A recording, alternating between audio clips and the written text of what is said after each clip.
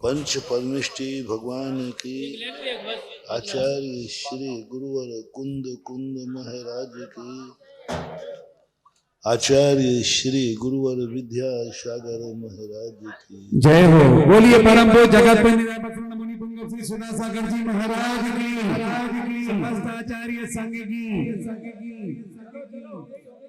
एक ही बहुत होती है, टाइम बचा। कल प्रसंग चला था कि बुरा आदमी यदि बुरे कर्म करता है तो उसको ज्यादा कर्मों का बंध नहीं होता, वो क्षमा के योग्य होता है। कर्म भी और दुनिया भी, क्योंकि वह बुरा आदमी। बुरे लोगों के लिए बुराइयां बनाई गई हैं। बुरे जितनी भी गंदी चीजें हैं वे गंदे लोगों के लिए, सीधा बंटवारा करो। जितनी गंदी चीजें हैं वो गंदे लोगों के लिए हैं और जितनी अच्छी चीजें हैं वो अच्छे लोगों के लिए। जितने गंदे विचार हैं वो गंदे लोगों के लिए हैं और अच्छे विचार जो अच्छे लोगों के लिए।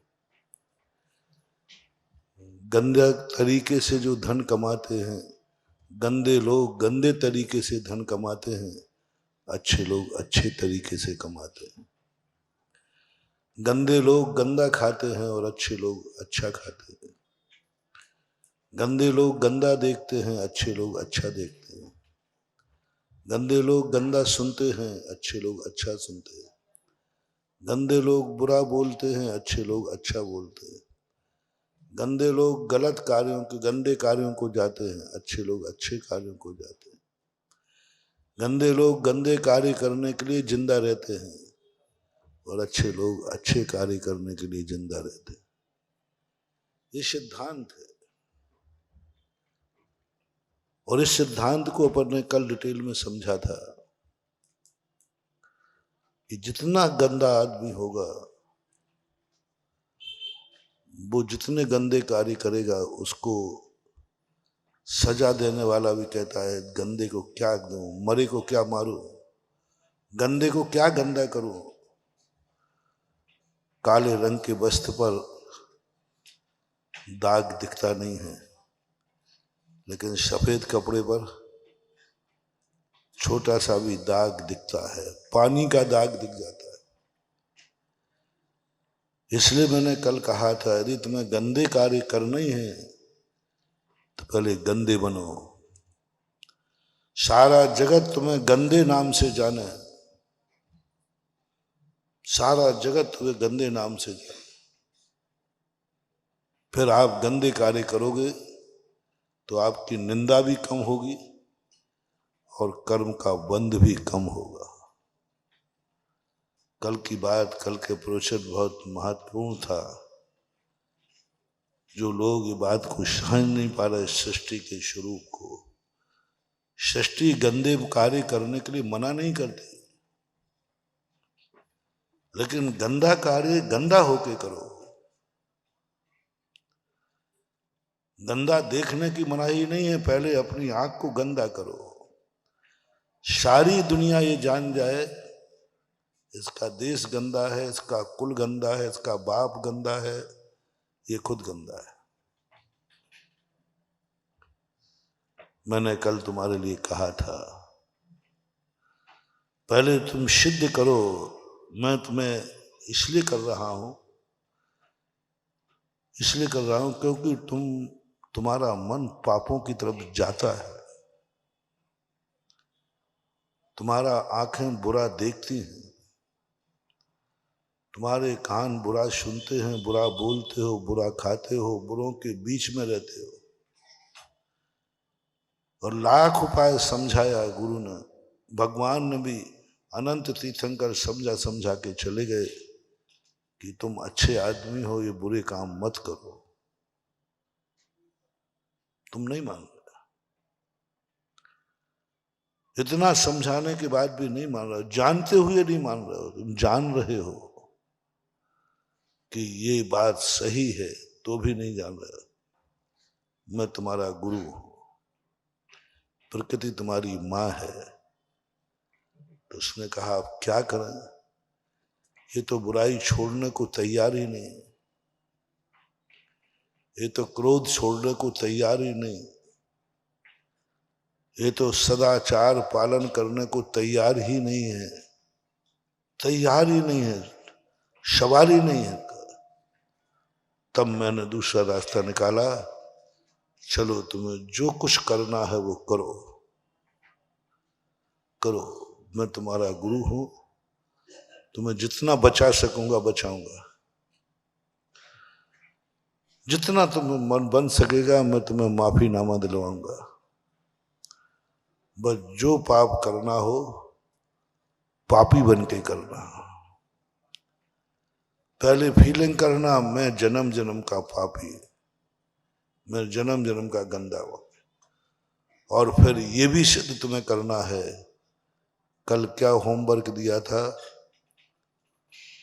तुम पापी तुम्हारा बाप पापी है, कहा था ना। बस यही तो टीस लगाना है। या तो स्वीकार करो कि महाराज जो आपने कहा था वह स्वीकार है, मैं भी पापी हूं, मेरा बाप भी। फिर तीसरा और कहा था, दादाजी, पर दादाजी, 7वीं पीढ़ी के दादाजी, सब में भर दो पापी। फिर 7वीं पीढ़ी के दादा भी पापी थे, सब पापी पापी पापी पापी पापी।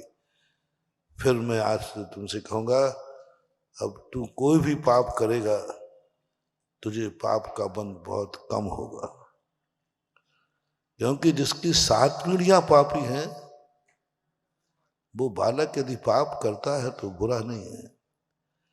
जिसकी 7 पीढ़ियां शराब पीती आई हैं वो शराब पी ले तो कोई बड़ी बात नहीं। जिसकी 7 पीढ़ियां अभक्ष खाती आई है उसको क्या, कुछ नहीं, करो, ज्यादा पाप का बंध नहीं है। लेकिन पाप करने की छूट जो मैं दे रहा हूं ये तो तुम्हें बहुत अच्छी लग रही है, हाँ महाराज दे दो, दे दो।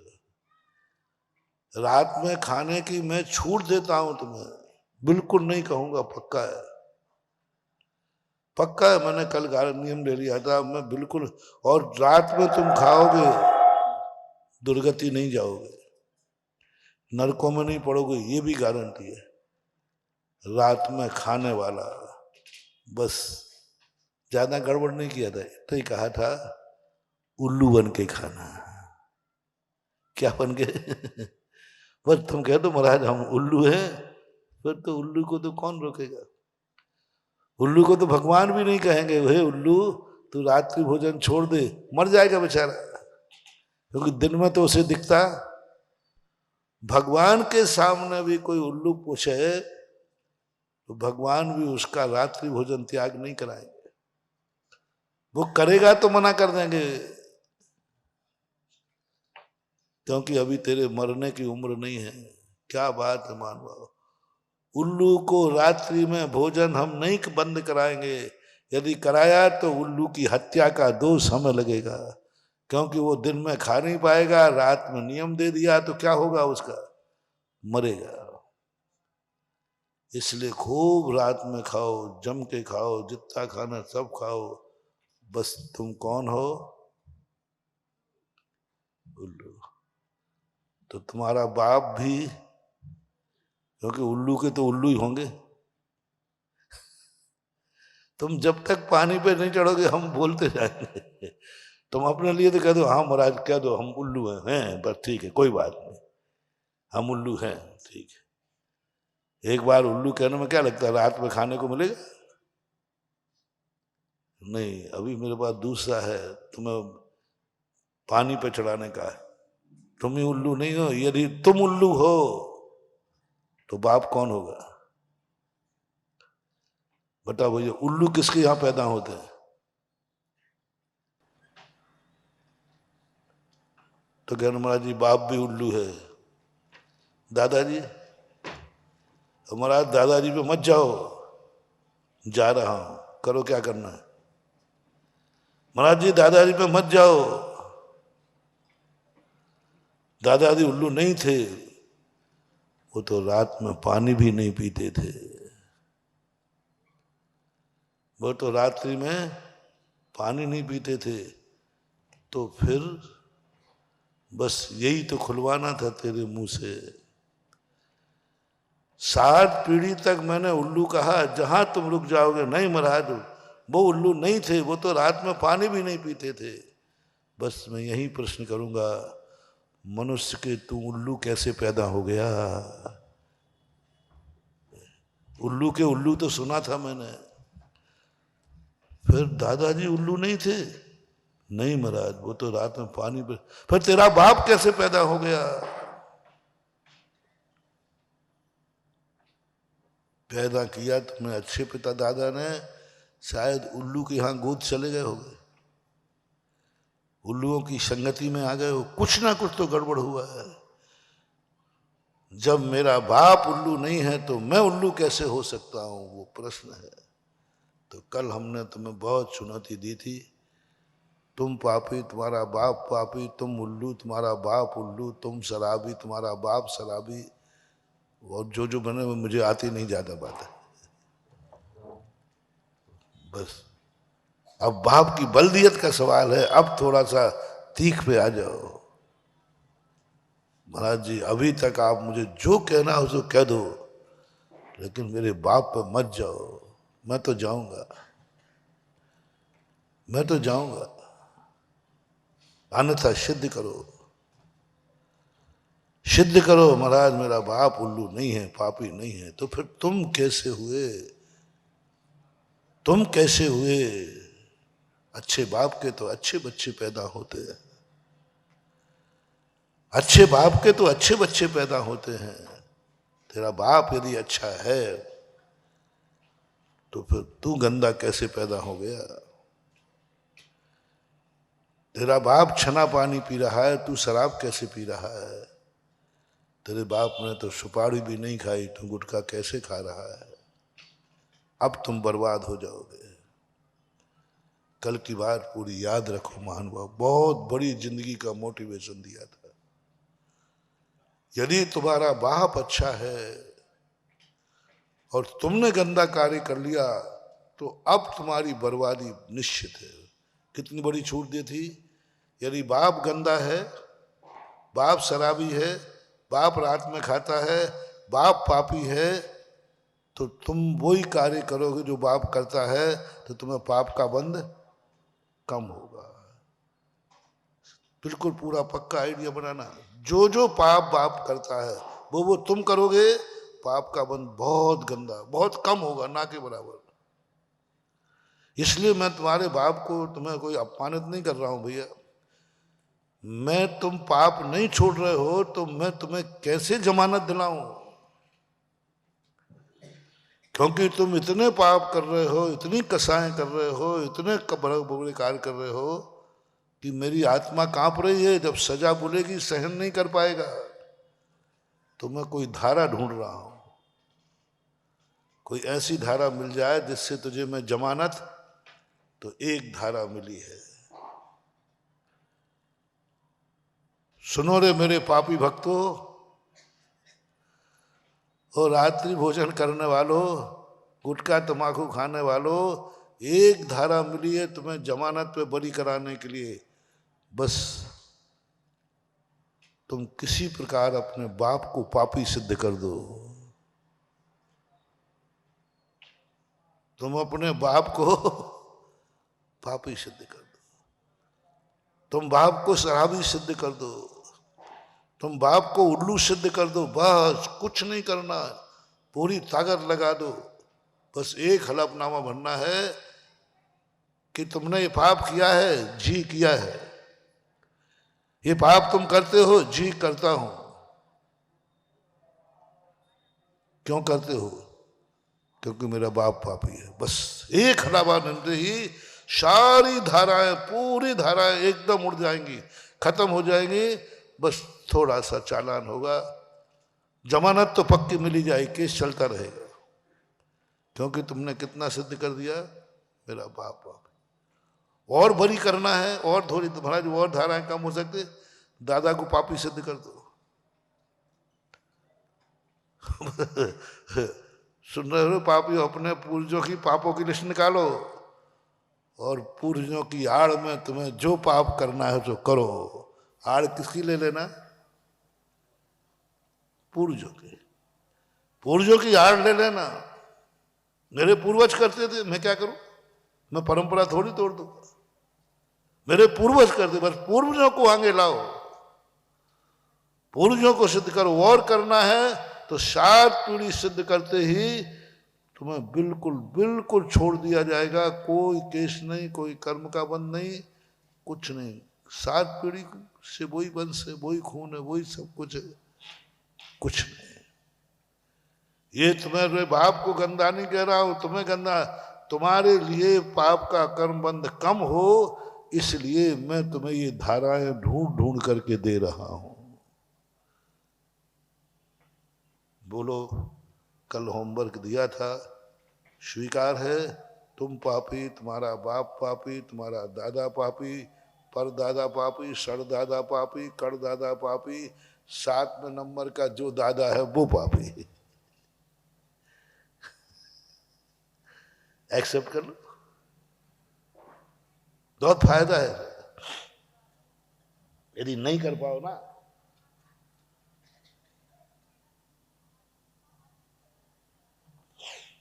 एक बार एक थाना बंद होने की बात, एक दरबारी लाल जी थे आपके, हम मास्टर साहब, वो पहले पुलिस में थे, कहीं थे, जो भी उन्होंने संस्मरण सुनाया हो, मास्टर के पहले कुछ गए थे। तो एक थाने के, या वो मास्टर रहे हो, वहाँ का थाना होगा, क्योंकि उस गांव में कोई भी महीनों से कोई रिपोर्ट ही नहीं लिखा है, कोई गलत कार्य करे ही नहीं। 6 महीने हो गए, साल भर हो गए, कोई रिपोर्ट ही नहीं है। तो आया कि वहाँ जब कोई रिपोर्ट ही नहीं लिखी जाती है तो थाने की, यानी थाना वहीं खुलता है जहाँ गंदे लोग रहते हैं। अब गांव वाले सब घबरा गए कि थाना बंद हो जाएगा, थाना बंद हो जाएगा। तो बताते, एक बहुत बड़े ज्ञानी थे, उन्होंने कहा नहीं होगा थाना बंद, इतना ही है कि यहाँ कोई रिपोर्ट नहीं लिखी जाती, बस हो जाएगा काम, थाना बंद नहीं होगा। पुलिस वाले ने एक राइफल उठाई, पड़ोसी घर में फेंक दी, बारूद से पुलिस ने जाके जब्ती बनाई, उसको अरेस्ट कर लिया। इसने थाने में चोरी करके बंदूक चुराई।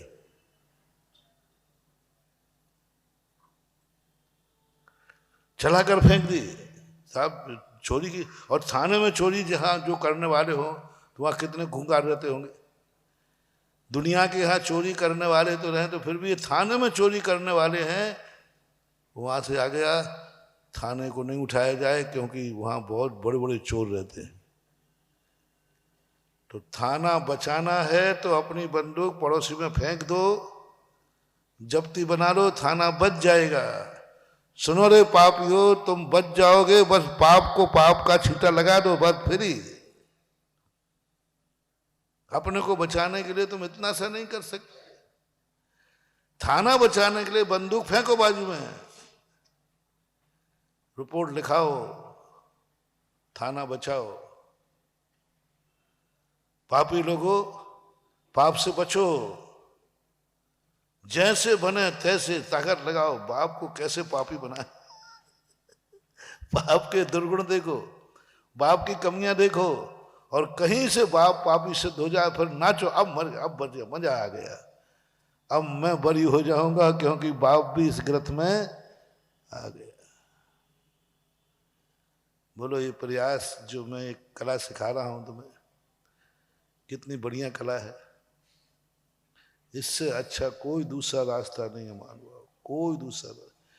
यदि तुम पाप नहीं छोड़ सकते हो तो एक ही है, जो बुराई तुम में है वो बुराई बड़ों में ला दो, बस तुम बच जाओगे। आप लोगों को भी यही तरीका दिखा रहा हूं। अपने पापों की सजा से बचने का यही है, जो आपसे बड़े हैं उनको अपने में शामिल कर लो। दुनिया की नीति है कि बड़ों में जो अच्छाई है तुम उसमें शामिल हो जाओ, लेकिन अपन दुनिया से उल्टे हैं, पंचम काल में हैं। बड़ों को अपने में शामिल करो और चलने दो धमाल चौकड़ी, चलने दो धमाल चौकड़ी। आजकल के बेटे वही हैं तुम लोग। पिता ने कहा बेटा तू पढ़ाई लिखाई कर। जिस समय नेहरू जी पढ़ाई करते थे, टॉप करते थे कॉलेज में और कैप्टन बनते थे कैप्टन, तू गधा कुछ भी नहीं बन पाया। बोले पिताजी ये तो बहुत बड़ी बात है, हमारी उम्र में नेहरू जी कैप्टन थे, टॉप करते थे। हाँ हाँ करते थे मूर्ख। उन्होंने कहा पिताजी गुस्सा तो नहीं हो गए? बोले आपकी उम्र में नेहरू जी प्रधानमंत्री बन गए थे, आप तो चपरासी भी नहीं बन पाए, पार्षद भी नहीं बन पाए। अब बोलो ऐसे बेटे को कौन बाप डांटेगा? उस बाप ने डांटना बंद किया। ये तो क्या क्या कह रहा, उल्टा तमाचा मार दिया कि वो प्रधानमंत्री बन गए, तुम चपरासी पार्षद भी नहीं बन पाए। बचने का कितना अच्छा तरीका है।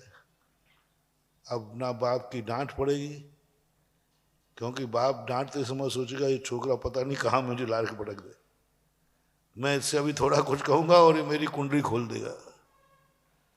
बहुत सारे लोग इसलिए चुप बैठे रहते हैं क्योंकि जिनके खुद के मकान कांच के हों वे दूसरे के मकान पर पत्थर नहीं फेंका करते। ये नीति है कि नहीं? जिसके खुद के मकान कांच के हों वो दूसरे के पत्थर नहीं फेंका करते हैं। इसलिए बहुत सारे लोग, तुम्हारे बाप, तुम्हारे पिता, तुम्हारे गुरु, तुम्हारे समाज इसलिए नहीं टोकती है क्योंकि वे खुद जानते हैं कि ये दोष तो मेरे में भी है, मेरे में भी है। इसलिए आप लोग कल से जो मैंने होमवर्क दिया, बड़ों की गलतियां निकालो, बड़ों के दोष निकालो, दोषों की लिस्ट बना के रखो जेब में, अच्छाइयों की नहीं। बड़ों में कोई बुराई दिखे तुरंत नोट करो, काम आएगी, बहुत काम आएगी बेटा, बहुत काम आएगी। देखो लालू ने वो पेपर रख लिया था 1947 का, काम आ गया ना। आप लोगों को बहुत काम आएगी, बड़ों में जितनी गलतियां निकाल सको। पहले तो भगवान को पकड़ो, भगवान में कितनी गलतियां हैं देखना, मिल जाएगी, एक आध दो तो मिल ही जाएगी। फिर गुरु को निपटाना, गुरु में कितनी गलतियां हैं। फिर बाप को निपटाना, कितनी गलतियां हैं। पूरे फिर परिवार को निपटाना। तुम्हारे पास दुनिया में हर व्यक्ति की गलतियों की लिस्ट होना चाहिए, बस इसमें कमी क्या है। ये लिस्ट रखे रहोगे तो तुम बरी होते रहोगे, तुम्हारा मंत्री पद सुरक्षित रहेगा। बस सामने वाले का मकान देख लो, कांच का तो नहीं है, फिर पत्थर की चिंता मत करो। पड़ोसी मुझे पत्थर मार सकता है, घबरा हुआ नहीं मार सकता, क्योंकि उसका खुद का मकान कांच का है। वो खुद वीक पॉइंट है, खुद कमी है, उनमें कमियां भरी पड़ी हैं, वो तुम्हारा कुछ नहीं करेगा। चोर चोर नहीं करेगा, बाप तुमसे कुछ नहीं कहेगा, क्योंकि तुम्हारी कमी तुमके पास है कि उस उम्र में नेहरू जी प्रधानमंत्री बन गए थे, तुम पार्षद भी नहीं बन पाए। ये कमी बेटे के पास है और बाप को मालूम है। तुम कुछ भी मत पढ़ना, वो तुमसे बोलेगा नहीं, क्योंकि बड़ा आदमी अपनी बेइज्जती, वो कहेगा मरे तो मरे, जाए अभी हाल जवाब दे देगा तो क्या करूंगा। बहुत सारे अपराधी बाप अपने बेटे को नहीं टोक पाते, बहुत बड़े अपराधी गुरु अपने चेले को नहीं रोक पाते। कितने गुरु हैं जो अपने चेलों को नहीं रोक पा रहे। उनसे कहो कि आपका चेला ऐसा कर रहा है, वो कहते मैं कुछ नहीं कर सकता, अभी करूंगा तो वो मेरी कुंडली खोल देगा। बहुत गुरु हैं ऐसे। लोभी गुरु लालची चेला होए नरक में। हाँ, कुछ गुरु हैं ऐसे जो शिष्य को नहीं रोक सकते। शिष्य एक ही बात कहता है, गुरु जी, गुरु जी, फिर मैं भी खोलूं? अरे नहीं नहीं नहीं नहीं, मत खोलना। एक गुरु हुए थे यही तुम्हारे राजा बुंदेलखंड में, अभी की घटना है। अभी उनसे कोई अपराध हो गया, भयंकर अपराध हुआ, निकृष्ट अपराध हुआ, अक्षम अपराध हुआ, और वे पकड़े गए। अब वे किसी शिष्य को प्रायश्चित भी देने में डरने लगे, डांटना बंद कर दिया। शिष्यों ने उनकी नस पकड़ ली। ये अपराधी हैं, इनसे जो चाहे वो करा लो। ब्लैकमेलिंग, ब्लैकमेलिंग बोलते आपकी भाषा में, ब्लैकमेलिंग। शिष्यों ने गुरु की ब्लैकमेलिंग कर दी।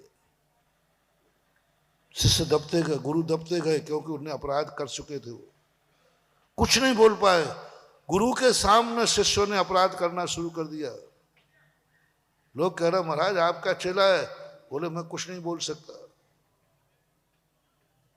उनके सामने शिष्य कहता, हाँ मैंने किया है, कर लो क्या लो। शिष्य को गर्दन झुकाना चाहिए, गुरु जैसे बैठ गए। खरो गुरु जी, मैंने किया है, क्या करना है बोलो। गुरु क्या कहे, वो तो उनसे पहले कर चुके। वो गुरु अंत में शिष्य को कैसे चुप करूं, कैसे करूं। शिष्य कहते, गुरु जी मोटी रकम चाहिए। अदालतों में, कोर्ट कचहरियों में मोटी रकम किनको लगती है?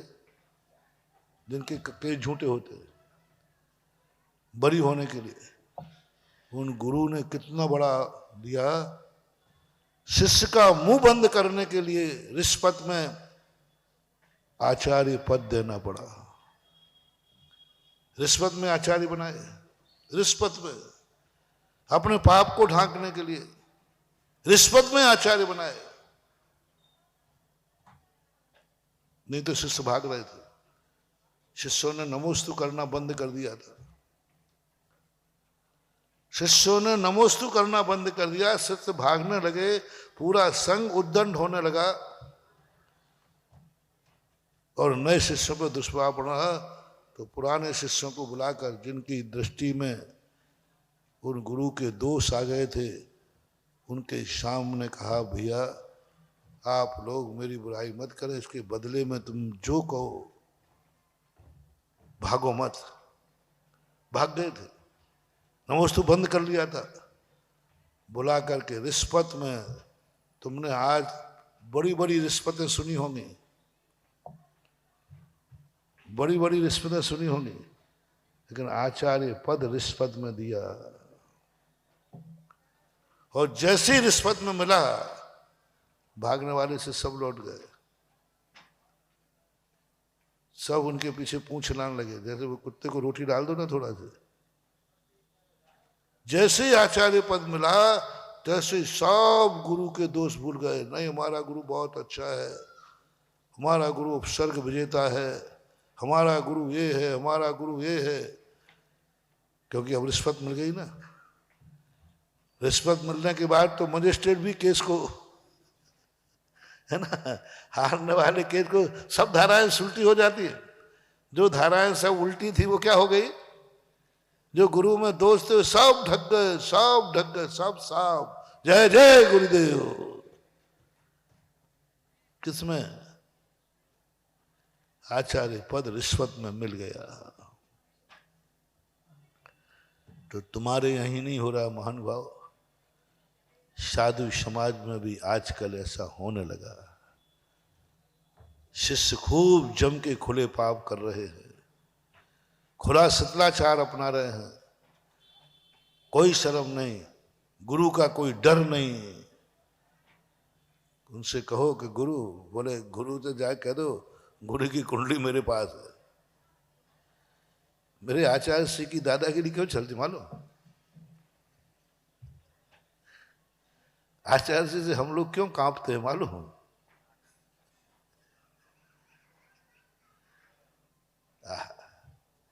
हमारा गुरु इतना महान है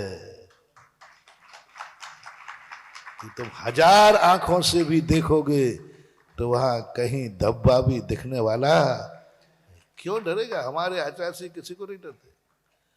शिष्य कहता मैं भाग जाऊं, भाग जा, कल भागता तो आज भाग।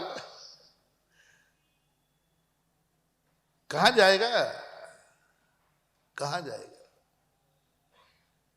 जो शिष्य गुरु शिष्य से डर रहा है, शिष्य के दोषों को ढांक रहा है, बोल नहीं पा रहा है, देखने की हिम्मत नहीं हो रही है, टोक नहीं पा रहे हैं, इसका अर्थ है कि गुरु का खुद का अपराध उसे गुरु वो होता है सिंह के समान।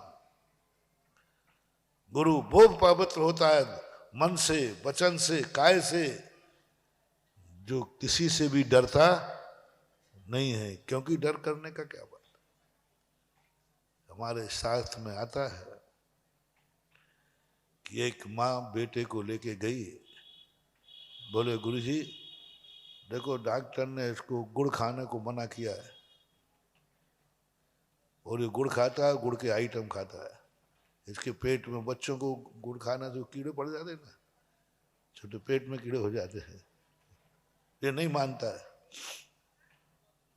अब गुरुजी ने कहा कि क्या करूं।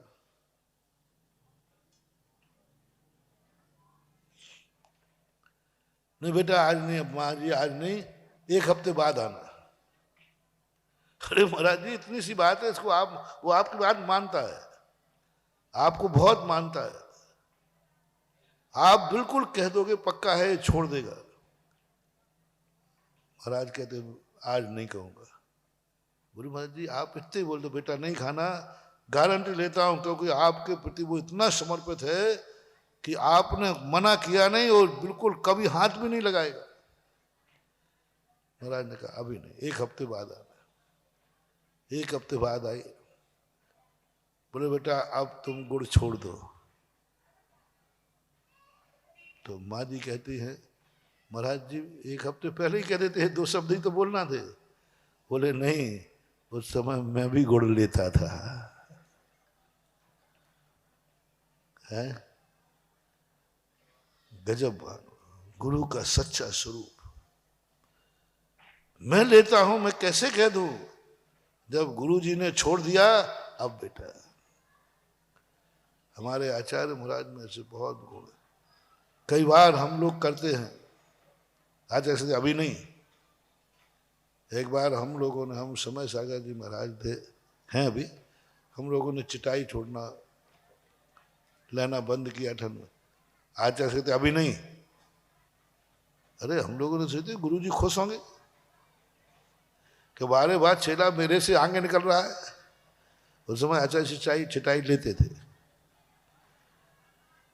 आचार्य अभी नहीं, मना कर दिया। जैसे ही पनागर पहुंचे तो आचार्य ने चिटाई छोड़ दी। हम लोगों को मना कर दिया तुम लोग चिटाई नहीं छोड़ोगे। 2 महीने चिटाई छोड़ के देख लिया, फिर बुला के कहते अब जिन जिन को छोड़ना है छोड़ दो। अरे क्यों? बोले नहीं मैंने ये देखा कि चिटाई छोड़ने के बाद नींद नहीं आई, गर्मी बढ़ गई तो कुछ गड़बड़ हो गया तो मैं शिष्य को नहीं कर रिक्स लेना देना चाहता हूं, पहले मैं रिक्स लूंगा। नेता में गुरु में एक अंतर होता है महानुभाव,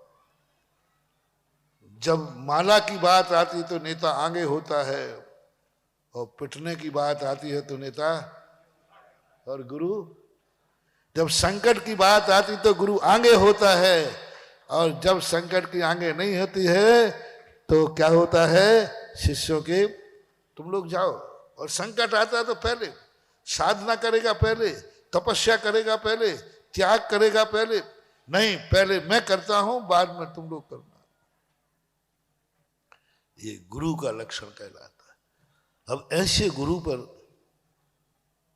मान लो बच्चा कह देता, बच्चा यदि ये कह देता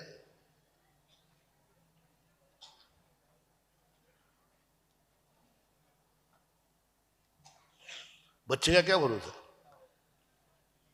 महाराज जी बेटा गुड़ छोड़ दे, महाराज जी आप भी तो लेते। फिर क्या करोगे, बच्चा है। ऐसा हुआ, एक बार भी हुआ। वो दुदल होता ना, दुदल, तो हम एक 1900 लगभग 86 की घटना है। वहां पर क्या हुआ कि वो दुदल पे मैंने प्रवचन दे दिया, तो बच्चों ने भी छोड़ दिया। अब बच्चे तो क्या है, कभी कभी जान के नहीं छोड़ते, महाराज ने कहा है तो छोड़ दे। और घर गए तो उनके यहाँ एक पंडित जी आए थे, वहां 10 लाख क्षण पर प्रवचन के लिए। वो पंडित जी धर्मशाला में ठहर के किसी घर में ठहरे थे, परिचित थे। तो परिचित लोगों में आप लोगों को ये बात होती है, आप सीधा पूछ लेते क्यों साहब क्या खाओगे, क्या बनाऊं, ऐसा होता है कि नहीं? पूछ लेते भाई क्या खाओगे। तो वहां लोगों ने पूछ लिया, उनके महिलाओं ने, पंडित जी आज क्या खाना, मौसम बहुत अच्छा। बोले आज बढ़िया है, दही बड़ा बनाओ। अब वो बच्चा यहां से गया और वहां पंडित जी दही बड़ा खा रहे थे। अब बच्चे के तो मुंह में पानी आ गया। उसने कहा कि जब दही बड़ा गलत होते तो पंडित जी कैसे खाते, पंडित जी कैसे खाते। जरूर महाराज ने हमें त्याग करा दिया, पर बच्चा बहुत अच्छा था। वो दौड़ कर खाया नहीं उसने। 2 बच्चे थे वो दोनों, अपन महाराज जी से नियम वापस करके आते पहले, इतनी तो अकल थी। और आया, बोलो महाराज जी आपने दही बड़ा त्याग कराया, मैंने नियम वापस करो। मैंने क्यों बेटा? बोलो महाराज दही बड़ा खाने में कोई दोष नहीं है। मैंने क्यों? बोले पंडित जी खा रहे हैं हमारे। बाद फिर मैंने पता की, मैंने पंडित जी को बुलाया। मैंने कि पंडित जी ये क्या है? बोले महाराज हमने तो कभी पढ़ा ही नहीं, हम तो हमेशा ही खाते हैं। अब वो लोग प्रवचन देने बैठ गए और अभी यही ज्ञान नहीं है कि भक्ष क्या है और अभक्ष क्या है। भक्ष क्या है, अभक्ष क्या है। और कुछ भी पता नहीं, बच्चे लोगों के मन बिगड़ जाते। इसलिए हमेशा ध्यान रखा जाता है, छोटों पर कुछ भी हुकूमत चलाने के पहले बड़ों को अपनी खुद की गिरबान देखना चाहिए। बच्चे का मन बिगड़ गया, उसको बहुत बोला नहीं पंडित जी पहले खा। पंडित जी कैसे खा रहे, वो तो ज्ञानी है, वो भी तो प्रश्न देने आए। मैंने कहा बेटा कल आज वापस मत करो, मैं पंडित जी को पहले को। पंडित जी को बुलाया मैंने दोपहर में, बुलाकर उनको समझाया, उनको नियम दिलवाया और फिर बच्चों के सामने कहलवाया कि गलती हमारी थी, महाराज सही है। तब बच्चे माने, नहीं तो बच्चे तोड़ देते।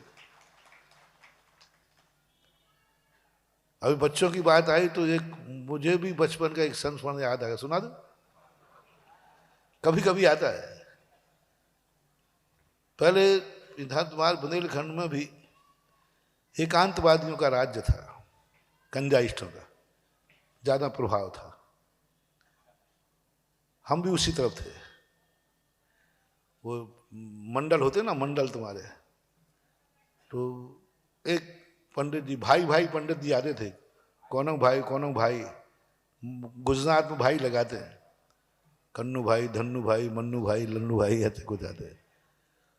उनके 10 लाख क्षण पर्व की व्यवस्था करने का हम लोगों को दिया गया था कि पंडित जी की सब व्यवस्था करना, भोजन। रात में उनको 10 बजे बादाम का दूध देना पड़ता था, 10 लाख क्षण पर्व में।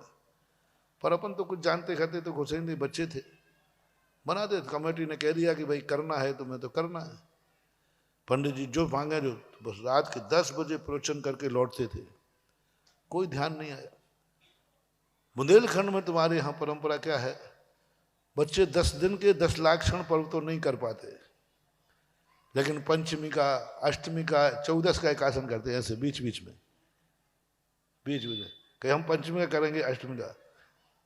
बुंदेलखंड के बच्चों में ये संस्कार थे और वही हम लोगों में थे। उस दिन अष्टमी पड़ गई, तो अष्टमी दिन का हम सब बच्चों ने एक टाइम भोजन किया था।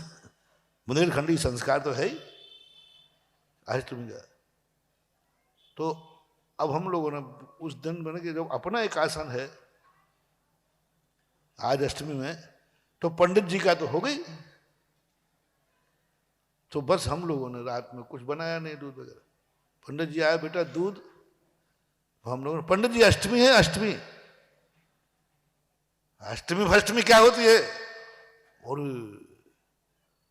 उन्होंने यही शब्द बोला जो हुआ, अष्टमी मष्टमी। मैंने कहा इन्होंने तो अष्टमी को मष्टमी बना दिया। हम लोगों ने, पंडित जी हम लोगों का भी कासन है, तुम लोग मूर्ख हो, तुम क्या जानो, ये सब क्रिया कांड है, इससे कोई शरीर का शोषण करना है शरीर को। 2-3 मिनट में उन्होंने ऐसे शब्द किए कि हम लोग हिल गए। बोलो तुम लोग गला सूख रहा है कि नहीं? वो तो सूख ही रहा था। भूख लग रही कि नहीं? वो तो लग ही रही थी। उन्होंने जितने पॉइंट दिए सब लागू हुए। भूख लग रही कि नहीं? लग रही। प्यास लग रही कि नहीं? खाने का भाव हो रहा है कि नहीं? ये भूखे मरने में धर्म नहीं है। ये भूखे मरने में धर्म नहीं। रात भर तुम सोओगे नहीं, कलटोगे, ये करोगे, सब करोगे, वो तो सब दिख रहा था। क्योंकि बच्चे हैं, बच्चों को तो अब मुकुट सब तुम बच्चियों की कैसी निकलती है। रात में माता पिता जानते हैं, 10 बार उठती है वो बच्ची, मम्मी सुबह हो गया कि नहीं। अब बच्चों की तो यही हालत रहेगी। उनको रात के 10 बजे हम लोगों को दूध, बादाम का दूध बना के देना पड़ा। 5-7 बच्चे थे, हम सबके भाव बिगड़ गया मन कि पंडित जी ज्ञानी, अपन तो बुद्धू है, गलती अपन कर रहे, पंडित जी थोड़ी करेंगे। पंडित इतना बड़ा ज्ञानी पंडित क्यों गलती करेगा? वस्तुतः सही है, एक आसन विकासन करना, ये सब बेकार की चीजें हैं। शरीर को कष्ट देना है, प्यासे मरना है, भूखे मरना है, सब बेकार है। ऐसा बैठा दिमाग में, ऐसा बैठा कि हम लोगों ने पर ध्यान रखना महान भाव। आज मैं गर्व से कह रहा हूं, आज मैं गर्व से कह रहा हूं, इस बुंदेलखंड की माटी के संस्कार को कह रहा हूं। परिणाम बिगड़ गया, परिणाम बिगड़ गए। और यह भी महसूस हुआ कि हमने आकाशन करके गलती की, आगे नहीं करूंगा। लेकिन हम लोगों ने कहा, पर अपन लोग नियम ले लिया था, अपन इस बार का तो नहीं तोड़ेंगे, आगे नहीं करेंगे। लेकिन अभी नियम है तो देखो, इतना कहने के बाद पंडित जी पी रहे, हम लोग भी पी लेते। प्यास तो लगी रही थी, भूख तो लगी रही थी, लेकिन संस्कार देखो, नहीं इस बार तो नहीं तोड़ेंगे, इस बार तो नहीं तोड़ेंगे। मुझे लगता है उसी दृढ़ता का परिणाम है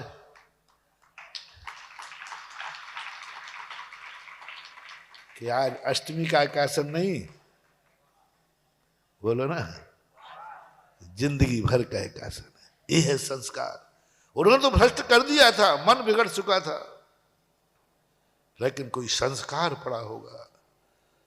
कोई भाभी मुनि पर्याय कह रही थी, बेटा नहीं नहीं नहीं। होनहार होती है, कभी होनहार रोक देती है। ये भाभी मुनि पर्याय रोक रही थी, बेटा नहीं मत करना, लेकिन नियम को नहीं तोड़ना, नहीं तोड़ना नियम को। ये संस्कार है। ज्ञानी का बहुत बड़ा प्रभाव पड़ता है, पंडित का बहुत बड़ा।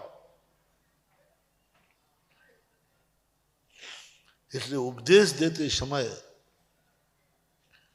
जो जो बड़े हैं, माता पिता हैं, गुरु हैं, बड़े लोग, उनको सबसे पहले एक ध्यान रखना है कि तुम दूसरों में दोष नहीं देखना चाहते हो तो पहले स्वयं निर्दोष बनो। एक संक्षेप में कोई पूछे बड़ों की चर्या कैसी होना चाहिए, लो सब लोग सुने। जो जिससे बड़ा हो, भाई में भी, बेटा पिता में भी,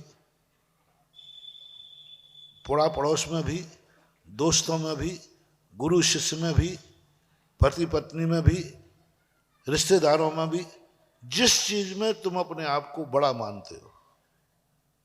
संक्षेप में बहुत बड़ी बात दे रहा हूं, तुम्हारी चर्या कैसी होना चाहिए बड़ों की। जो दोष तुम दोष छोटों में नहीं देखना चाहते हो, बस वो दोष अपने में नहीं रखना, यही तुम्हारी चर्या है। एक बाप की चर्या क्या होना चाहिए, मैं नियम नहीं बना पाऊंगा, बस इतना करूंगा, बाप से ही पूछूंगा, तुम बेटे में क्या गलतियां नहीं चाहते हो, मेरे बेटे में ये दोष ना हो गए, बस बेटे में, मेरा बेटा शराबी नहीं हो, मेरा बेटा क्रोधी नहीं हो, मेरा बेटा गाली नहीं देवे, मेरा बेटा गलत नहीं करे, बस वो गलती तुम्हें अपनी जिंदगी में नहीं आने देना। कोई पूछे भाई तुमने ये गलतियां कैसे छोड़ दी, क्योंकि ये गलतियां मैं अपने बेटे में देखना, मेरा बेटा मंदिर जावे, मेरा बेटा पूजा करे, मेरा बेटा अभिषेक करे, बस वो गुण तुम स्वीकार कर, तुम अपने लिए नहीं, जो तुमसे अपने में छोटों में नहीं चाहते हो वो तुम नहीं करना, और जो छोटों में चाहते हो पहले तुम्हें जरूर करना है। गुरु के लिए भी यही उपदेश है, जो शिष्य में दोष नहीं चाहता है पहले उस दोष से गुरु को मुक्त होना चाहिए, और जैसा तुम शिष्य चाहते हो वैसा पहले गुरु को होना चाहिए। दूसरे का गुण त्याग कराना है तो स्वयं का गुण त्याग होना चाहिए, अन्यथा रिश्वत में तुम्हें पता नहीं वो क्या करा लेगा, छोकरा है, दुर्योधन ने क्या क्या करा दिया। तो आप लोगों को, ये तो मैंने बड़ों की बात बीच में आ गई, अभी तो हम तुम्हें रास्ता दिखा रहे थे, आज से सबको अपने बड़ों की कमियां देखना शुरू करो। मुझे भी यदि, क्योंकि मैं ज्यादा बोलता हूं, तुम्हें ये नहीं करना, तुम्हें ये नहीं करना, डांटता हूं, मूर्ख कहेंगे, इडियट कहेंगे दुनिया भर का, और कल तो नाम ही लेकर कह दिया पापी कहेगा। अक्षय बाबू अब तुम महाराज की कुंडली बनाओ। महाराज जी हमें भी आपकी कुंडली पता है, धीरे से कान में कह देना, और यदि वो दोष मेरे में पाया गया तो मैं कहूं नहीं वो अक्षय बाबू से नहीं कहते, तो महान पुण्यात्मा जीव है, भव्यात्मा जीव है, ये अतीत का पुण्यात्मा और भविष्य में भी पुण्यात्मा है। क्योंकि हम अब कैसे पलट गए, हम कैसे पलट गए, यानी अतीत का ही नहीं भावी घोषणा कर दी, नहीं ये तो भावी भगवान बनेगा, भावी भगवान। मालूम हम क्यों पलट गए? महाराज जी आप मेरी कह रहे हो, मैं कहूं तुम्हारी, अरे नहीं, तो फिर पासा पलटो,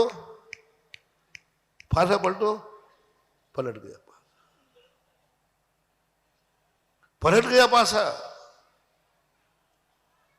अपनी कमी को ढांकना है, अपने पापों को ढांकना है, अपने को कर्म बंद कम करना है, तो अपने बड़ों के दोष देखो, जम के देखो। 24 घंटे एक ही डायरेक्टर की कमी कब पकड़ी जाए, दोष कभी पकड़ा जाए, और दोष पकड़ा जाए बस लिख करके रख लेना, तुम्हारे काम आएगा, तुम्हारे काम आएगा। बोलो ये पैटर्न कैसा लगा है? शिष्य गुरु के, बेटा बाप के, आज से सब लोग सासू बहू, बहू सासू के कुंडली बना के रख ले रही बहू सासू की। जिस दिन बोलो माँ जी, सासू कहे देख तुम ये करती हो, मंदिर नहीं जाती है, धीरे से कहना माँ जी फिर आपकी बात भी महाराज से कहूं? अरे बेटा मत कहना। दुनिया कैसी हो जाएगी महानुभाव, चोर सारा जगत पापियों से भर जाएगा। लेकिन फिर भी एक रास्ता है, सो मैंने बता दिया। इसलिए मैंने कहा था तुम पापी, तुम्हारा बाप पापी, और तुमने बाप को पापी सिद्ध कर दिया तो तुम बरी हो जाओगे। बोलो जमानत दिलाऊं? मात्र एक ही धारा है, आपको पापों की जमानत का एक ही धारा है, पाप को बाप को पापी सिद्ध कर दो और बरी पाओ। कान खोल के सुनो। गुरु को पापी सिद्ध कर दो, बरी हो जाओ। दादा को पापी सिद्ध करो, बिल्कुल बरी हो जाओ, एकदम क्लीन चिट। ये तरीका कैसा है?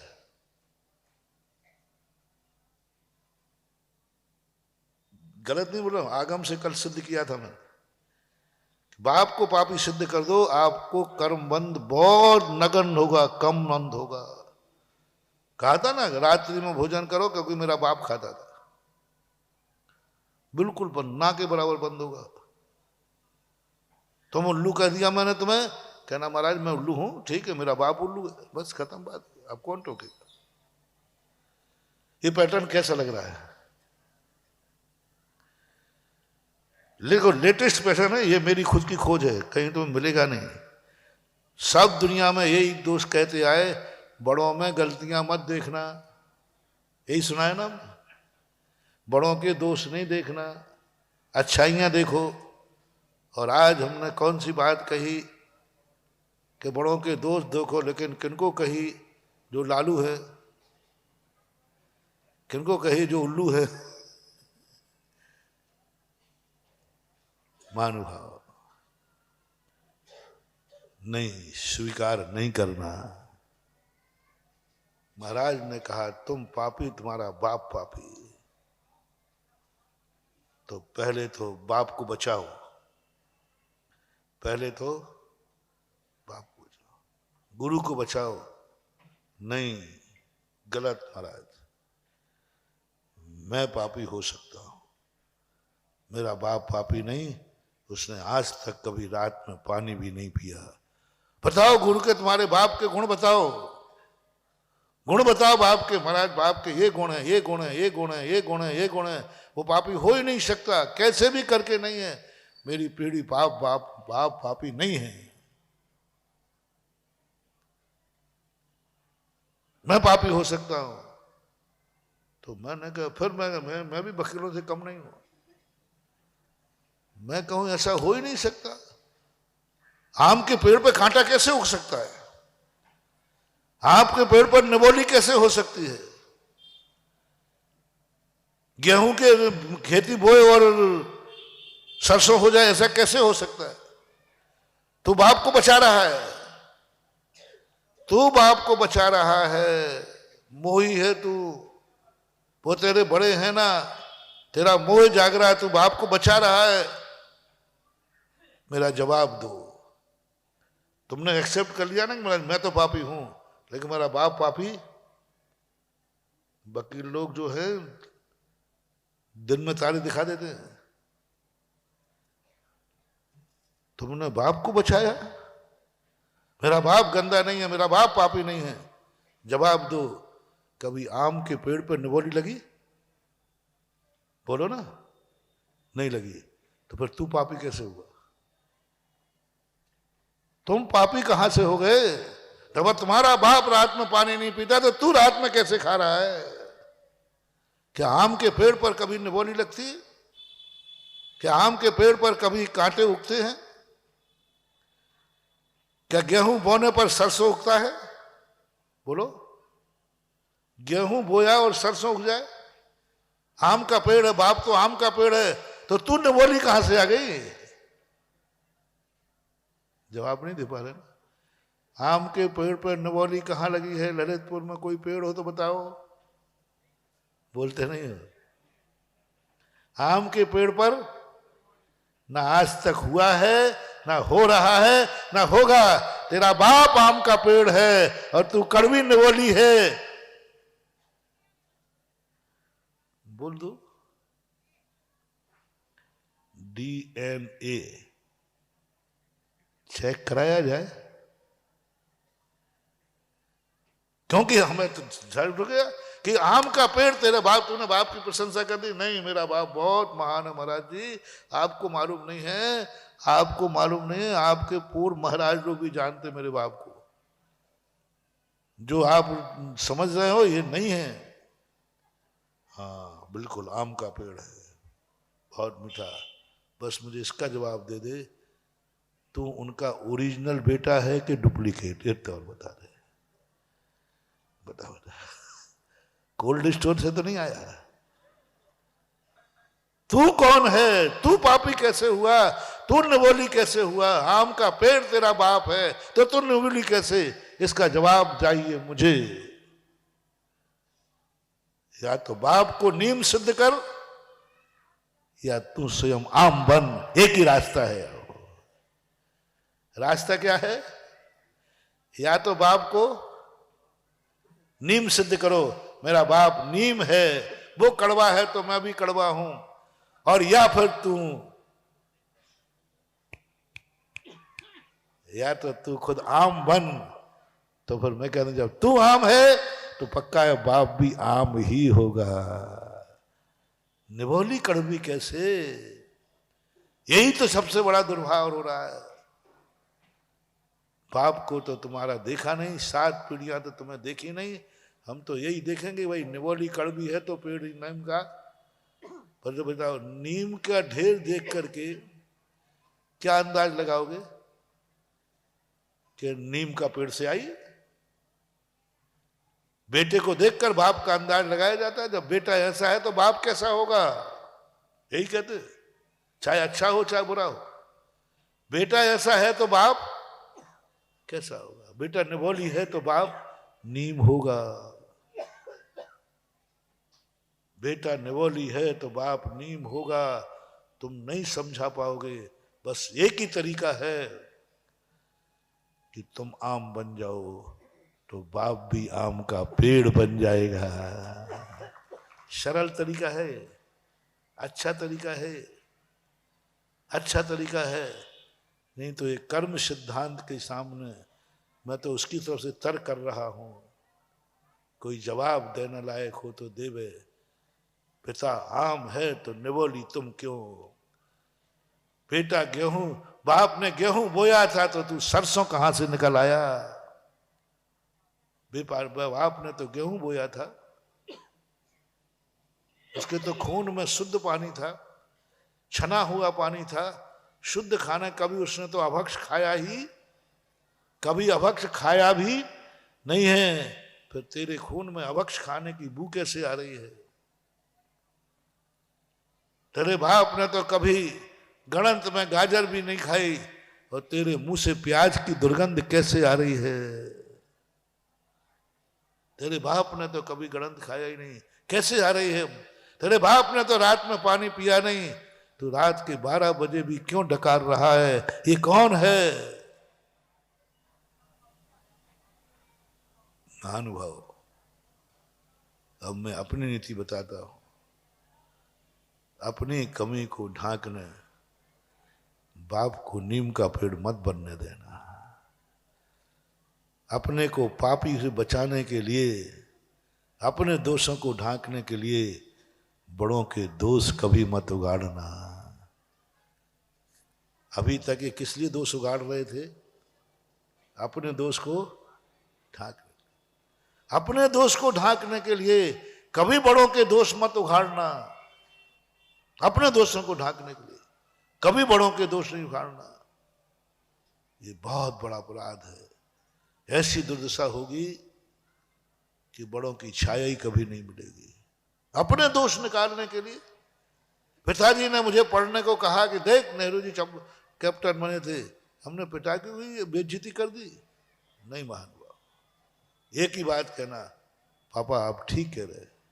उस समय पापा को लौट कर उदाहरण मत देना, नहीं तो ऐसे बर्बाद होगे कि पढ़ने लायक भी नहीं रहोगे। उस समय तुम्हें एक ही देखना है, पिता मेरे लिए बहुत अच्छी बात, पिताजी नहीं बन पाए तो नहीं बन पाए, लेकिन मुझे तो बनना चाहिए ना। पिता को तो कोई कहने वाला नहीं था, मुझे तो कम से कम बाप कहने वाला तो है।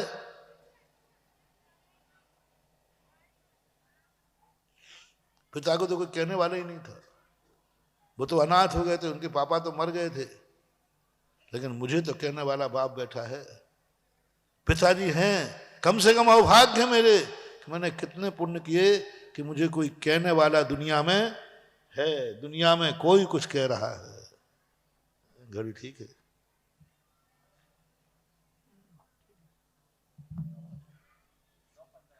हाँ, तो कम से कम कोई हमें कहने वाला तो है, अभाग मानना। ये तो हमने एक मजबूरी में रास्ता बताया, उनके लिए बताया जो समझाने वाले के मिलने पर भी पाप नहीं छोड़ पा रहे हैं। उनको मौका दिया, हमें ये गम नहीं है कि तुम निवौली हो, मुझे ये दुख नहीं है कि तुम निवौली हो, तुम्हें भी दुख नहीं होना चाहिए कि मैं निवौली हूं, लेकिन एक बात पर विचार करो, तुम्हारे निवौली होने पर तुम्हारा बाप नीम का पेड़ हो जाएगा। तुम्हारे निवौली होने पर दुनिया क्या समझेगी कि निवौली कहां पैदा हुई है? जरूर बाप नीम का पेड़ है तभी निवौली लगी। यानी तुम्हारे कड़वेपन से आरोप किस पे जाएगा? शिष्य मैंने गड़बड़ किया तो मेरी कड़वाहट किस पे जाएगी? गुरु पर। तुम आम बनो या न बनो, बाप को आम का पेड़ सिद्ध करने के लिए तुम्हें आम बनना ही पड़ेगा, बनना ही चाहिए। वैसे तो मैं नहीं बनता, लेकिन ये लांछन मेरे बाप पे जा रहा है। यदि मैं पापी हूं तो बाप पापी है। महाराज ने स्पष्ट कह दिया, तू निवौली है तो बाप नीम का पेड़ है, तू उल्लू है तो तेरा बाप उल्लू है। कितनी बार कह चुका हूं कल से, और कितने बार और कहूंगा। और मेरे तर्क को काट के दिखाए, कर लो अपने सारे वकील, ललितपुर में वकील बहुत है। यदि निवौली है तो वो उत्पत्ति स्थान कहां से हुआ? निवौली उत्पन्न हुई है तो निवौली का बाप कौन है? उत्पन्न करने वाला कौन है? कोई का कोई भी ऐसा, मैंने कहा पेड़, नकली पेड़ बता दो, लगा के दिखाओ तो सही। महाराज देखो, आम के पेड़ पर भी निवौली लग रही है, लगी नहीं सकती। अब बस एक ही तरीका तुम्हारे पास बचा। आज महाराज आपने हिला दिया, हम निवौली हैं इसका कष्ट नहीं था, लेकिन मेरे निवौली होने से बाप नीम का पेड़ बन गया। मेरी कड़वाहट बाप पे जा रही है, मेरी पड़वाहट दादा पे जा रही है, मेरी सारी कुल जाति पे जा रही है। ये सब ऐसे ही होते होंगे। जब ये ऐसा है, हंडी का एक चावल देखा जाता है, जो सामने है उसी से अंदाजा लगाएं। पुराने तो सब मर गए, हम कैसे माने कि तुम्हारे पूर्वज अच्छे थे? बोलो क्या सबूत? आपके पास सबूत क्या है? आपके पास सबूत क्या है कि तुम्हारे पूर्वज अच्छे थे? तुम्हारी 7 पीढ़ियां अच्छी थी, क्या प्रमाण पत्र है आपके पास?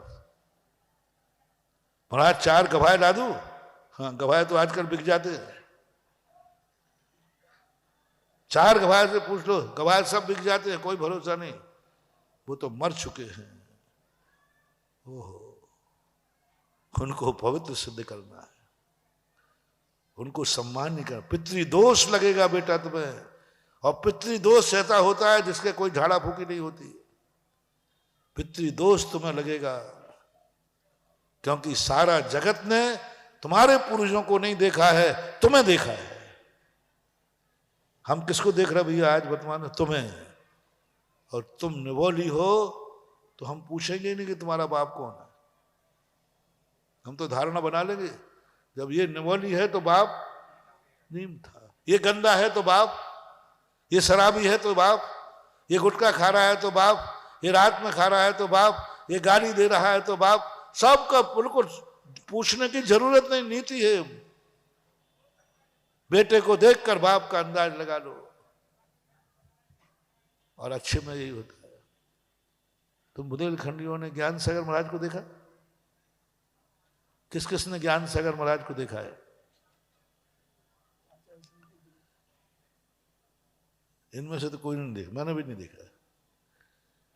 लेकिन आचार्य ज्ञान सागर कोई चीज थे, हस्ती थे, महान थे। किसको देख के लगा रहे हो? जब चेला ऐसा है तेरी प्रतिमा इतनी सुंदर।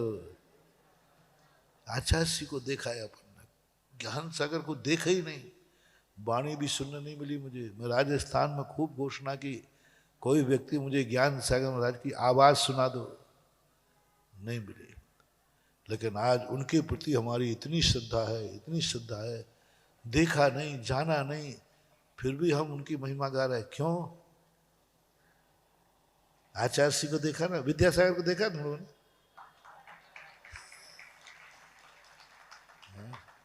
बुंदेलखंड का ऐसा कौन दुर्भागा होगा जिसने आचार्य श्री को न देखा। बोलो, आचार्य श्री को देख करके अंदाज लगा रहे ज्ञान सागर महाराज कैसे होंगे। थे, महान थे। आज बेटे ने, और यदि ये खोटे निकल जाते तो गुरु भी ऐसे ही होंगे। बेटे को देखकर बाप का, तुम्हें देखकर तुम्हारे पूर्वजों का रिजल्ट घोषित करना है। तुम्हें देखकर पूर्वज, शिष्य को देखकर गुरु को महान कह दे कोई, समझ लो गुरु का ऋण चुक गया। होते ना गुरु का ऋण, बड़ों का ऋण, बस इतना सा ऋण चुकना है। गुरु ने हमारे ऊपर इतने उपकार किए, इतने उपकार किए, इतने उपकार किए, अनंत उपकार, इसको कैसे चुकाऊं?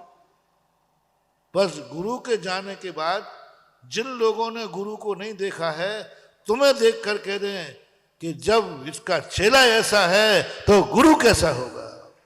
बस ये शब्द, ये समाज में चर्चा हो जाए।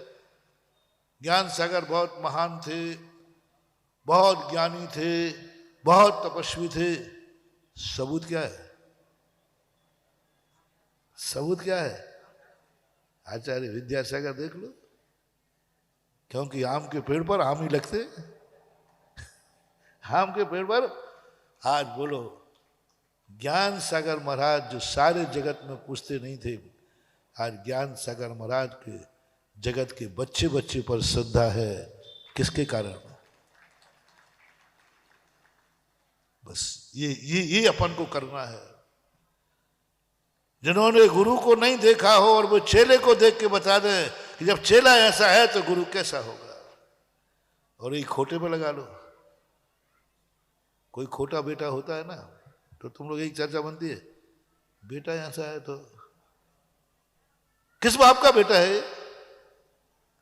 पाप तुम करो और छाटा, ये गलती नहीं करना महानुभाव। बस एक तरीका है, तुम लाख दलीलें दो, लाख पानी पे चढ़ो, महाराज मैं पापी, मेरे बाप को पापी तुमने क्यों कहा, कुछ नहीं होगा, भिनभिनाते रहो। और जितने भिनभिनाए तो हम ये कहते हैं दादा भी पापी। मैंने कल कहा था, वो स्टेशन पे होता है ना विदाउट टिकट वाले को, तो वो कहता है इतना बड़ा हो रे साहब, तुरंत दूना और कहो, तिगुना चौगुना बढ़ता जाएगा। यदि तुमने कहा नहीं मेरे बाप बारू ने दो, मैं कह रहा हूं दादा भी पापी। कल क्या कहा था? तुम पापी तुम्हारा, और आज क्या कह रहा हूं? बढ़ता जाएगा, बढ़ता जाएगा, नहीं रोक पाओगे। किस किस का मुंह रोकोगे? अरे मुंह रोक दोगे, लेकिन अंदर से मुंह रोक दोगे, मान लो कहना बंद कर दूंगा, पर अंदर धारणा क्या बनाऊंगा? इसका बाप भी पापी है। बस अब एक ही फैसला अपने पास बचा, एक ही अपने पास शक्ति बची, जिस शक्ति को अपन को अपनाना है। क्योंकि हमारे पूर्वजों पर लांछन आया है, पूर्वजों के प्रति लोगों में गलत धारणा है। बस तुम इतने आपके आप साफ बन जाओ, निर्मल बन जाओ कि लोग देखते ही कहें ओहो, इस बेटे को देखकर इसका बाप कितना महान होगा। इसने रात में पानी पीने को मना कर दिया, मैं नहीं पीऊंगा। इसमें अभक्ष खाने को कह दिया, मैं ये नहीं खाऊंगा। इसने सुपारी खाने को मना कर दिया, तंबाकू तो बहुत दूर रही, भाई मैं नहीं खाता हूं। भोजन के समय ही बार बार मुंह जूठा, बार बार मैं मुंह जूठा नहीं करता हूं, भोजन के समय खा लेता हूं। ये सुनकर के लोग पूछेंगे साहब तेरा पिता कौन था, कैसे थे? बोले बताओ मत, तेरे जैसे थे, तेरे से बहुत ज्यादा थे। एक घटना घटी, बहुत अच्छी घटना है, सुनता रहता हूं। मेरे सामने कुछ महिलाएं पुरुष बैठे हुए थे। किसी ने कह दिया कि इनकी बिटिया है शादी के लिए। तो पड़ोसी में जब हम थोड़ा काम, तो उन्होंने पूछा भाई तुम्हारी बिटिया है? सुनना, कैसी है, कैसी है? तुमने कहा जब मेरी बिटिया है तो मुझे तो तुम जानती हो ना। बोले हाँ आपको तो जानते हैं, आप बहुत अच्छे हैं, बहुत बढ़िया हैं, तो बस बेटी को देखने मत आना, मुझे देख लो, मेरी टू काफी है। जैसी मैं हूं ऐसी वो है, बस खत्म बात।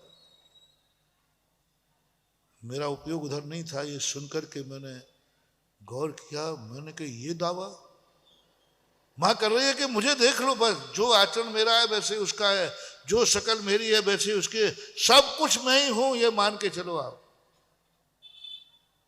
मैंने की वाह, धन्य है ऐसी बेटी जिसका मां दावा कर रही है जैसी मैं हूं ऐसे मेरी बेटी है।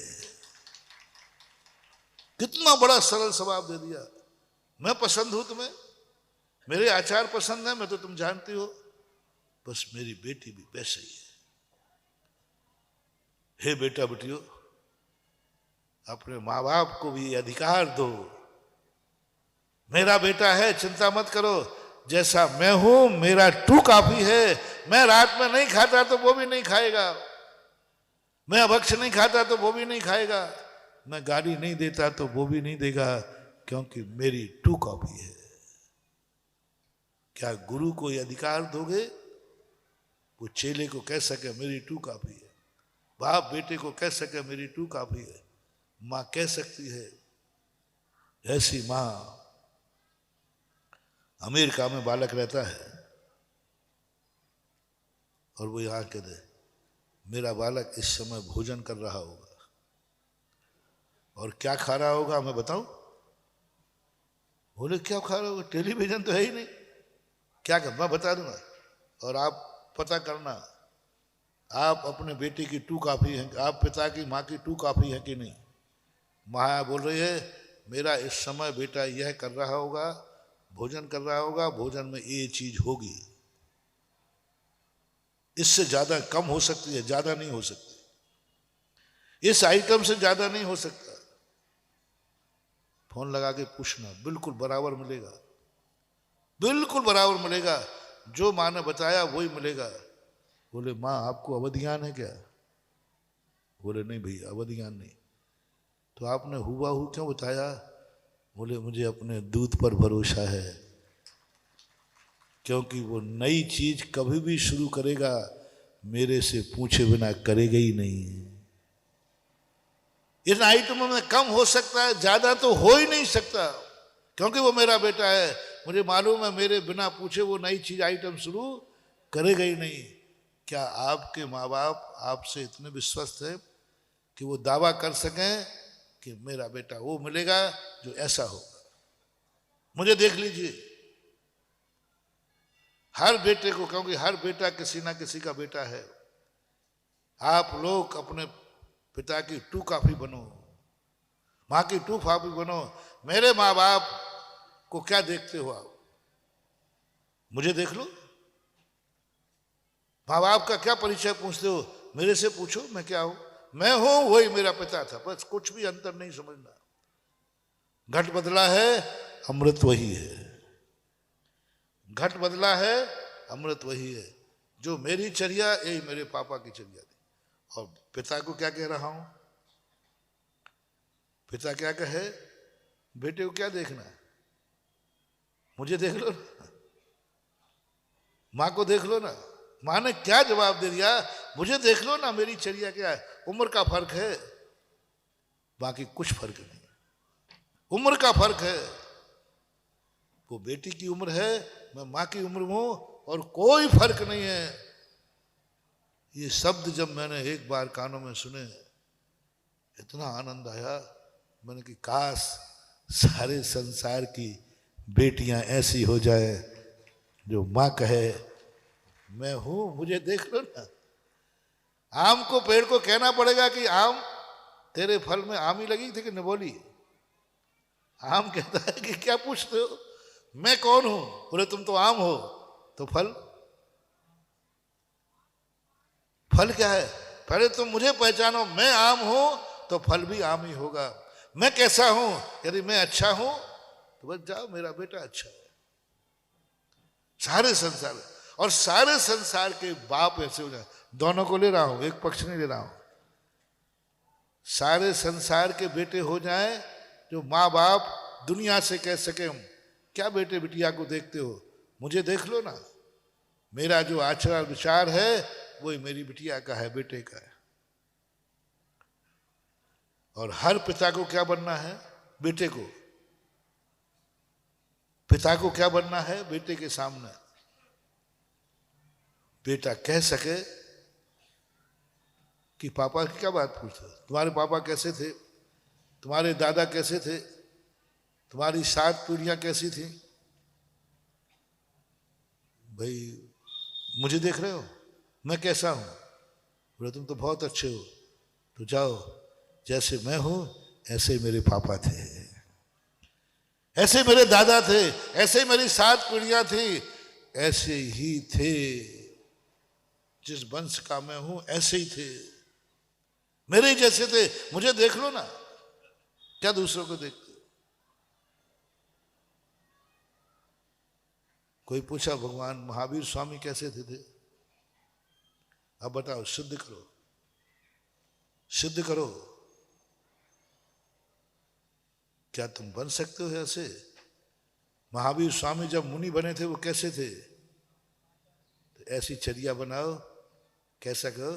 ये चर्या देख रहे हो ना, देख रहे हो ना, बस जो थे वही महावीर थे, इसमें कोई अंतर नहीं है। अब बोलो, आचार्य श्री को देख करके महावीर को तुमने देखा? मैंने तो नहीं देखा। लेकिन महावीर कैसे थे मैं बता दूं? आचार्य गुरुदेव जैसे थे। क्या गजब मनोभाव! कैसे नहीं मिलेगा उनको आशीर्वाद। आज महावीर भी सिद्धाना में बैठ के कह रहा हो, मैं नहीं हूं दुनिया में, लेकिन मेरी पहचान मेरा शिष्य है, मेरी पहचान बन गया। लोग उसको देखते हैं और मेरा अनुमान लगाते हैं, लोग उसकी चर्या देखते हैं, मेरी चर्या समझ जाते हैं। पिता कुछ नहीं चाहता महानुभाव, माँ कुछ नहीं चाहती, बेटे बिटिया में मेरे मरने के बाद सारा जगत मेरे बेटे बिटिया में मुझे देख ले, मेरा अंदाज लगा जाए, बस यही अमरता है। हर बेटे में मेरी छवि दिखे और हर व्यक्ति कहे बेटा तो उसका बेटा है, क्योंकि ये चर्या उसकी होती है। आज बहुत कठिन हो गया महानुभाव।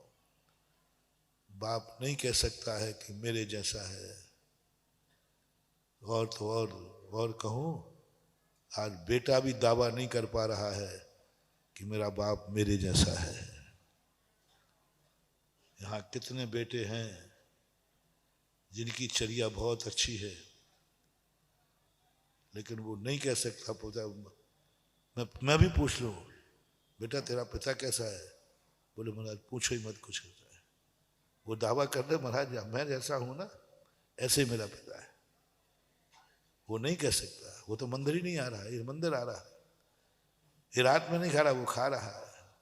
बेटा मंदिर आ रहा है, वो मंदिर नहीं आ रहा है, कैसे कहते जैसा मैं हूं वैसे मेरा बाप है, वो तो मंदिर ही नहीं आता। बंधुओं, यदि संसार में आप लोग जी रहे हैं तो कम से कम इन संबंधों की कॉपी बनो, ट्रू कॉपी बनो। कम से कम ये प्रयास करो। तुम्हें गंदे कार्य करने की छूट देना थी।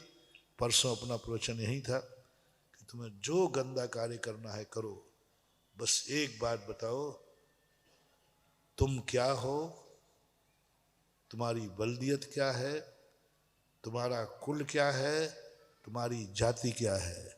इन सब में गंदे का टाइटल दे दो, बस फिर तुम गंदे कार्य कर सकते हो। नहीं दे पाऊंगा महाराज।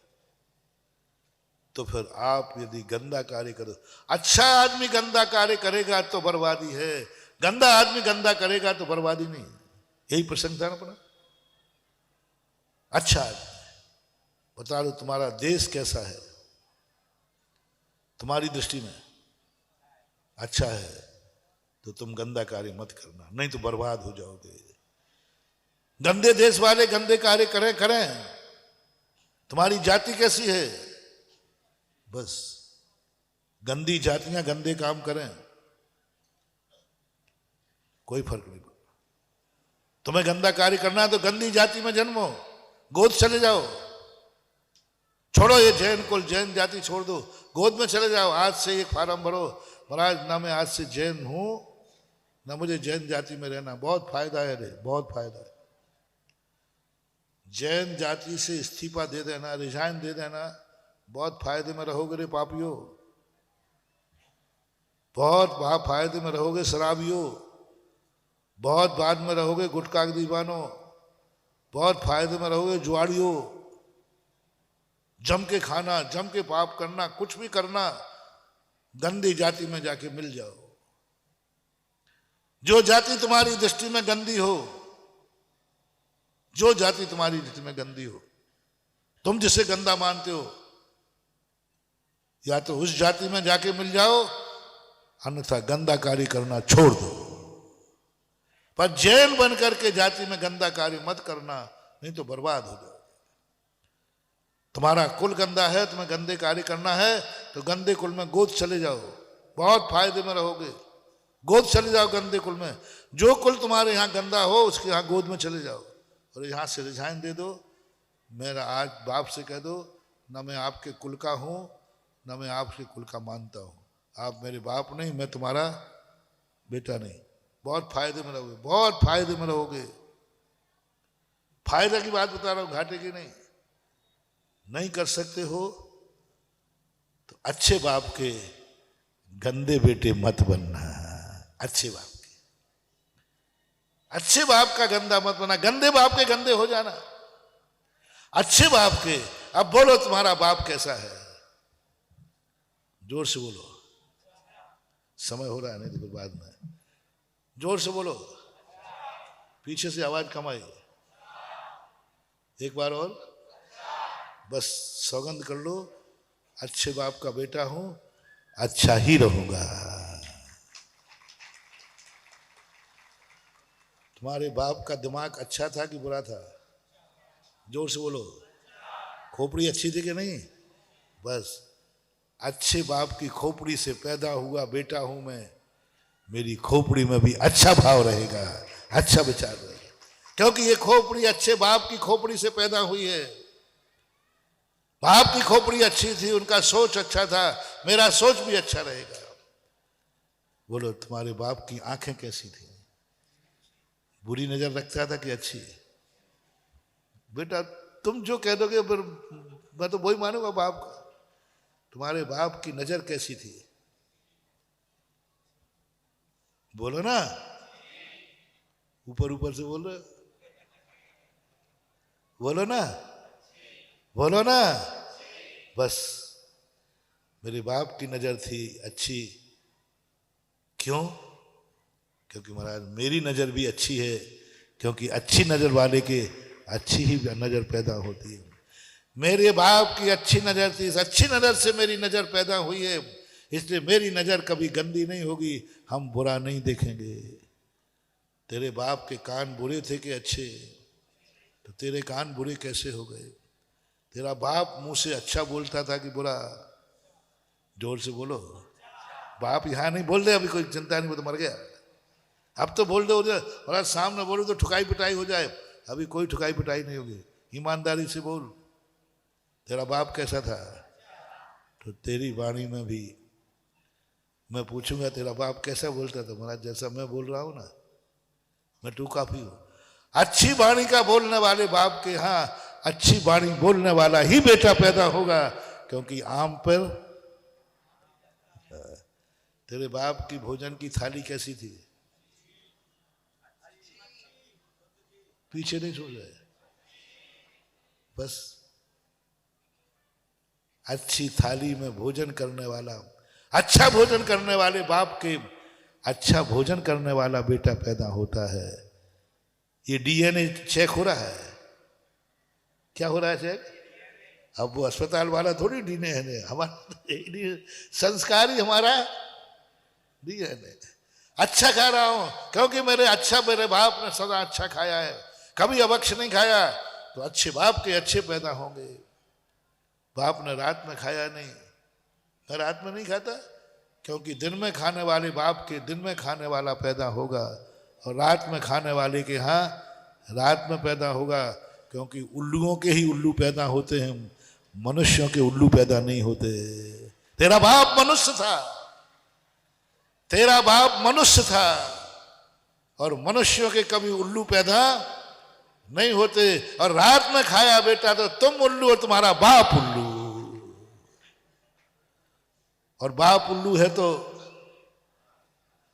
बोलो ना वंश भी, क्योंकि जाति का उल्लू कभी अपनी जाति, कितना बड़ा अनर्थ है। इसलिए महाराज ने कहा हर बुरी आदत पर एक ही बात लगाओ, तुम्हारी बुरी आदत तुम्हारे पूर्वजों को गंदा कर देगी, और हमारे पूर्वज गंदे नहीं थे इसलिए मैं गंदा नहीं हूं, मेरे गुरु गंदे नहीं थे इसलिए मैं गंदा नहीं हूं, दावे से कह रहा हूं। मेरा सोच गंदा नहीं है क्योंकि मेरे गुरु का नहीं। अच्छे गुरु के अच्छे माइंड वाले अच्छे से पैदा होंगे, अच्छे गुरु के यहां अच्छे पैदा होंगे, अच्छे गुरु के यहां अच्छे कान वाले पैदा होंगे, अच्छे गुरु के हैं। चर्या कैसी है?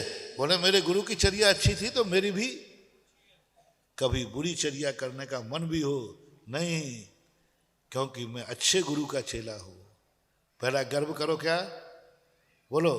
गर्व करो, मैं अच्छे गुरु का चेला हूं।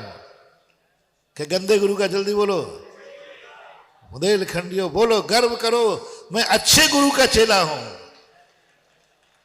तो फिर मैं बुरा कैसे हो सकता हूं? बस कभी मन चूक जाए तो बस इतना ही ध्यान रखना, किस गुरु का चेला है। बस कुछ नहीं बंधु, कुछ नहीं करना, अच्छे गुरु का चेला हो। मन कैसे गंदा हो जाएगा? बुरा कभी देखने का भाव आए, नहीं, अच्छे नजरिया के गुरु का चेला हो, कैसे बुरा देख लूंगा?